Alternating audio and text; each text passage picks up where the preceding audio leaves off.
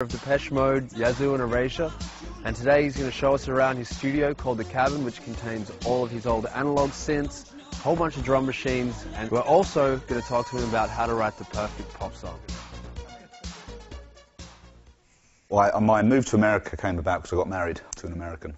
We moved to New York first because I thought it would be really exciting, and just got fed up with it, you know, it was just too much. And then that's when we came here. The studio I had in the UK was purpose-built, and everything was built into the walls, and it was a really good working environment. But as I got more gear, you know, I just ran out of space. So I decided this time to build it like a workshop, so that I have access to the backs of all the synthesizers, so I can plug stuff up, you know. And also it means that I'm not sitting on my ass all day, you know. I'm actually running around doing things, so keeps me fit. 99% of all this stuff I use, and stuff I realised I wasn't using, I've gotten rid of. Do you consider yourself like a gear hound? Not so much now, no. I mean, I used to. I got a bit obsessed, probably in the late 90s, you know. But I'm over that now. That was a phase. I'm grown up. Yeah.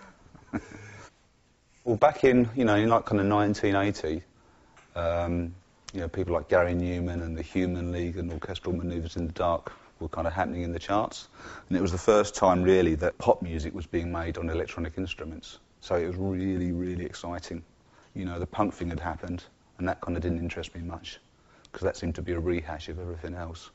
But when the electronic pop scene exploded, I mean, it was just, you know, it was just so exciting. Well, Depeche Mode started out as a duo. It was kind of myself and Fletcher. He was playing bass and I was playing guitar.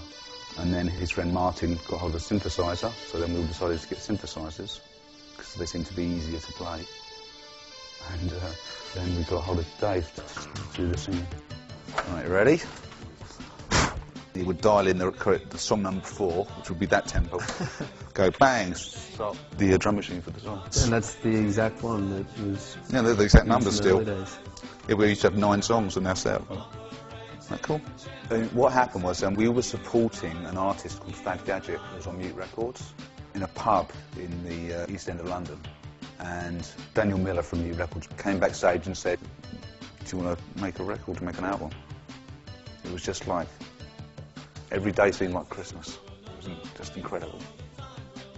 Well, the first album, Speak and Spell, Daniel Miller from Mute Records produced that record, and I think he's the person that kind of pulled it all together and made it cohesive, and also introduced some different sounds into the tracks that we couldn't perform live. For instance, using a sequencer, which we'd never done before, you know, getting some decent drum sounds from an ARP 2600, stuff like that.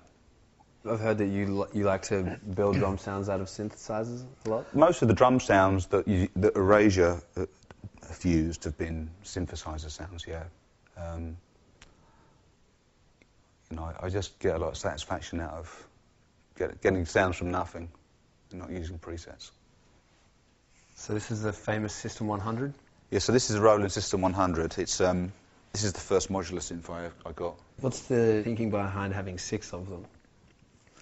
I don't know. I mean, just because you can make the sounds more complex, and also, I mean, I could take this is kind of the same system really. This is the Roland System 700, and it's kind of the forerunner of that. It's a bigger version, but you know, you can mix and match. So I can take, you know, I can use the filter on that, the VCO on that, the envelope from somewhere else, and you know, try and get a different sound.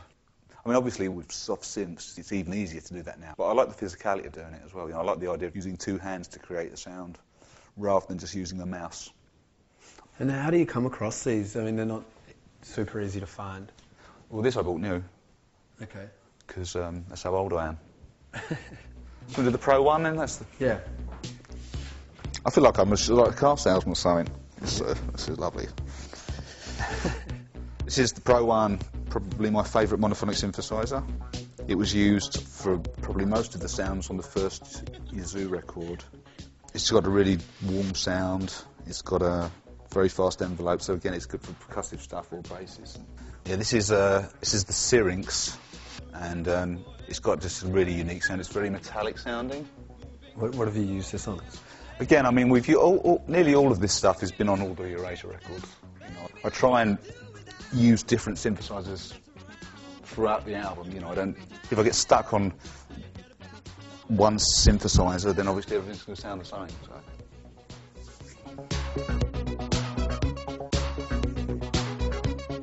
I spoke to my friend Martin, duo or something. I mean, Erasure now, we've been together for almost 25 years, you know. And I think because we've always been more interested in the songwriting over style, that people really appreciate that. You know. Everybody likes a good tune. I'm so in love with you. I'll be forever blue. That you give me no reason. What makes a perfect pop song, do you think? Something that has, obviously a catchy chorus, but also something that has a bit of tension in it, either with the lyric or with the disharmony. That then it's almost like then you get an emotional release when that goes away. That might be the chorus or something like that. That's to me is great writing. Did you start off writing guitar? Yeah, I started playing guitar and writing on guitar. Yeah. And still do actually. Not on synth? No. When myself and Andy from Erasure write for our albums, then we'll invariably use acoustic guitar and sometimes piano. So the electronics and the synthesizers, you know, that's the tools of the trade really. It just so happens to be what I enjoy using, you know. But when it comes down to it, you know, the songs that we write now, you can play on the guitar and they'll still sound like pretty good songs. We never write with synthesizers because it would just be too distracting. You know, before we go into turn it into a record, the song has to be great. So, you know, and you always have to keep the song in your head whilst you're making the sounds for it. To make a drum sound, I use the filter.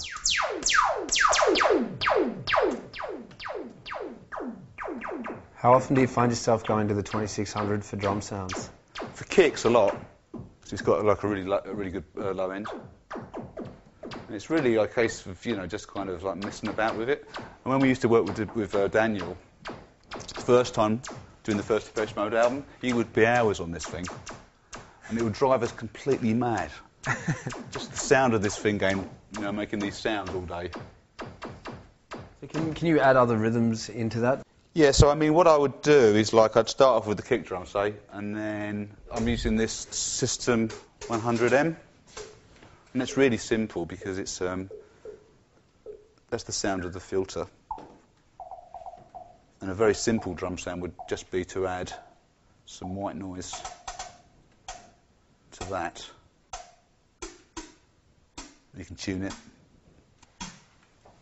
and that's kind of a simple, you know, snare drum sound. So can you have it so that kick is running at the same time as this snare, and it's to get it?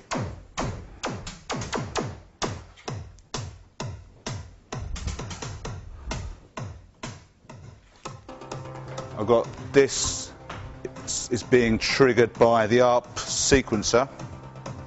So if I say using this for a bass sound, say basic bass sound, and then I can change the notes here randomly.